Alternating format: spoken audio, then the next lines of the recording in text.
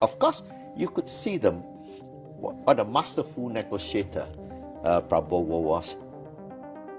He praised Donald Trump. He was a tough negotiator. Absolutely. You know? Yeah. And the only thing I can say is he's also a very good-looking man, isn't he?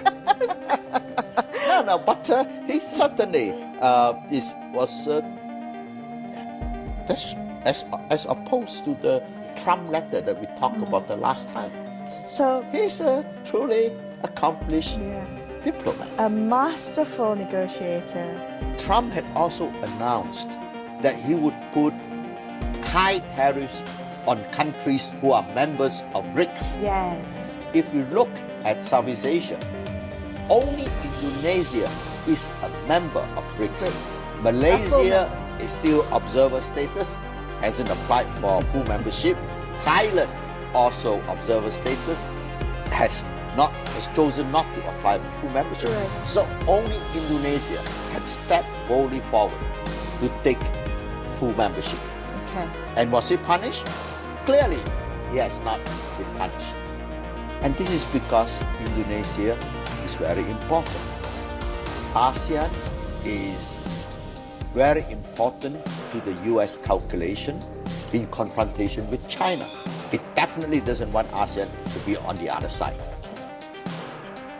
Of the 70 million people living in ASEAN, 30 million of them live in Indonesia. That's right. And that is clearly the single most important country and the country with the highest economic potential in the future. Okay.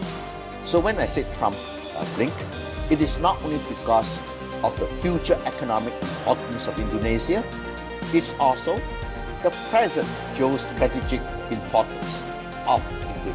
So you see this as kind of the direction of how U.S., China, Indonesia relations would be going forward.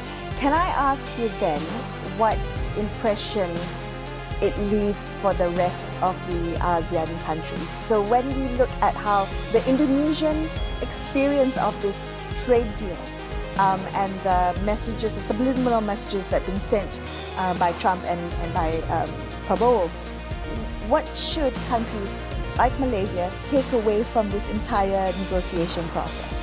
So very good, no higher than 19 now. That's what we That is the have to say, right? That is the threshold. No. So our meeting minister Tunku Saiful now has a metric of 19%. Absolutely.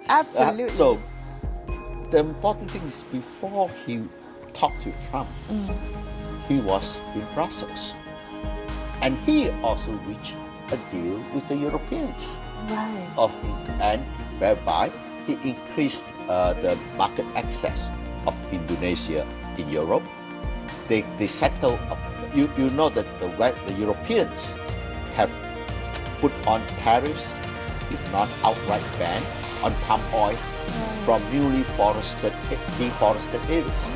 Oh. So if the palm oil comes from a newly deforested area, the Europeans would not buy it.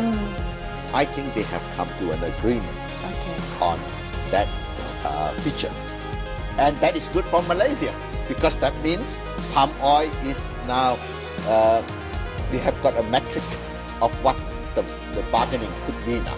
We have got a good standard. But what has happened is he has preserved the principle of free trade. He has really done it with the Europeans, and now, as best as one could get free trade with the United States. And so he has opened the way for ASEAN to be able to take the lead.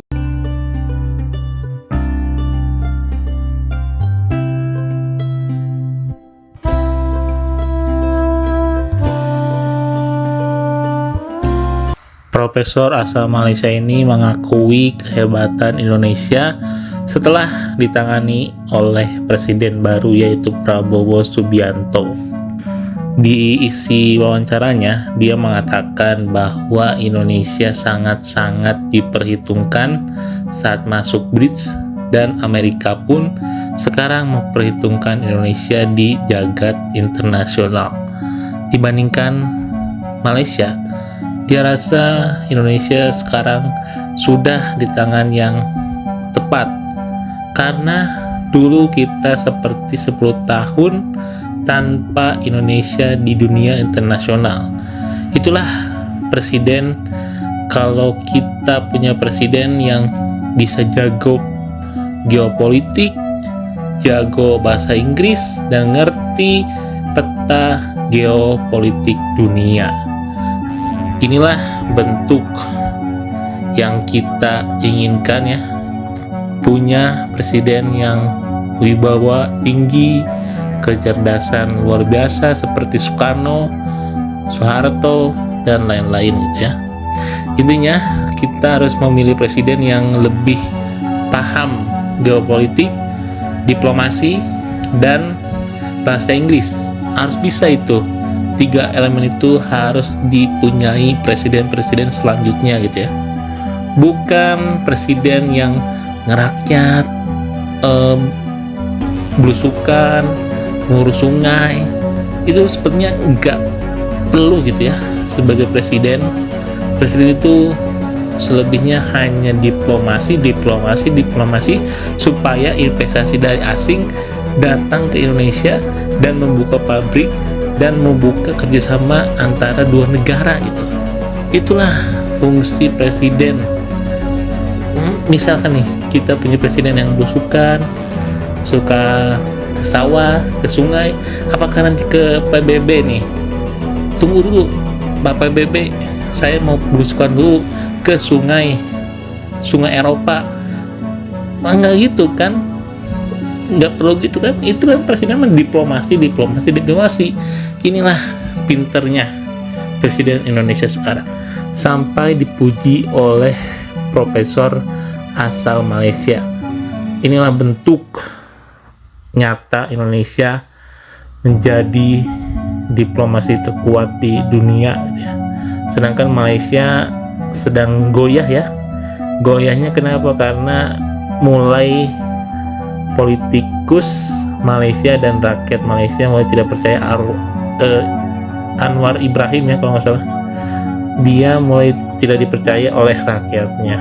Jadi menurut kalian gimana guys? Ini pujian atau hanya sindiran? Tulis di bawah.